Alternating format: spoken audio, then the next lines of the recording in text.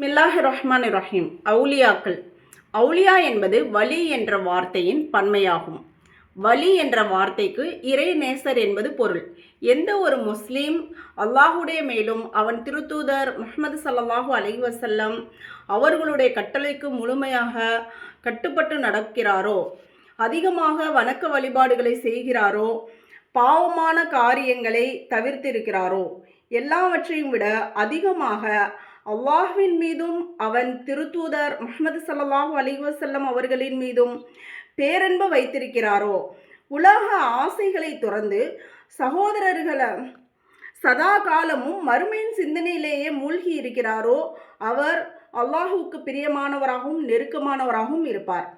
இப்படிப்பட்டவர்களுக்குத்தான் வலி என்று ஆணுக்கும் வலியா என்று பெண்ணுக்கும் கூறப்படும். இறைநேசர்களில் பல்வேறு படித்தரங்கள் உள்ளன. அவர்களில் உயர்ந்த படித்தரம் உள்ளவர்கள் அவர்களின் உள்ளம் அல்லாஹ்வின் ரசூலின் பேரன்பில் மூழ்கி இருக்கும். மேலும் அது ஒவ்வொரு நொடியும் அல்லாஹ்வின் ஞாபகத்திலேயே தரிப்பட்டிருக்கும். மேலும் அவர்கள் ஒருவரை நேசிப்பதும் வெறுப்பதும் அல்லாஹ்விற்காகவே இருக்கும். இறை நேசர்களின் உள்ரங்கமும் வெளிரங்கமும் இறையச்சத்தால் அலங்காரம் செய்யப்பட்டிருக்கும். எந்த செயல்களும் குணங்களும் அல்லாஹுவுக்கு பிடிக்காதோ அவற்றை தவிர்த்திருப்பார்கள். சிறிய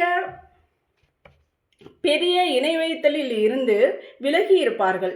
மேலும் பொறாமை, குரோதம், விரோதம், உலக ஆசை போன்றவற்றிலிருந்து விலகி நற்குணங்கள் மற்றும் நற்செயல்களால் தம்மை அலங்கரித்து கொண்டிருப்பார்கள்.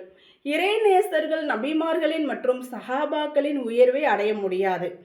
எவ்வளோ பெரிய இறைநேசராக இருந்தாலும், எவ்வளவு அமல் செய்தாலும் சஹாபாக்களுடைய அந்த அந்தஸ்துக்கு வர முடியாது. அனைத்து சஹாபா பெருமக்களும் இறைநேசர்களாகவே இருந்தனர்.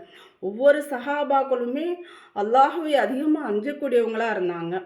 இறைநேசர்களின் மூலமாக வெளிப்படும் கராமத்துக்கள், அதிசயங்கள் உண்மையானவை என்பது முஸ்லிம்களாகிய நம்மவர்களின் கொள்கையாகும். ஆனால் இறைநேசர் என்றால் அவரிடம் அதிசயம் இருக்க வேண்டும் என்ற கட்டாயமும் இல்லை. மாறாக இறைநேசர் என்பதற்கு அளவுகோல் இறையச்சமும் சுன்னத்துக்களை பின்பற்றுவதுமே ஆகும். அது இறைநேசம் அப்படின்றது நம்முடைய அந்த பேணுதலை பொறுத்து தான். நம்ம எந்த அளவுக்கு நம்முடைய வெளிரங்கம் உள்ரங்கம் எல்லாமே அல்லாஹ்வுக்கு கட்டுப்பட்டு ஹராம் ஹலால் பேணி வாழ்கிறோமோ அதை பொறுத்து தான் அந்த இறை நேசர்களாக நாம் மாற முடியும் இன்ஷா அல்லாஹ். ஆக இறை நேசர்களை நாம் நேசிக்கணும்.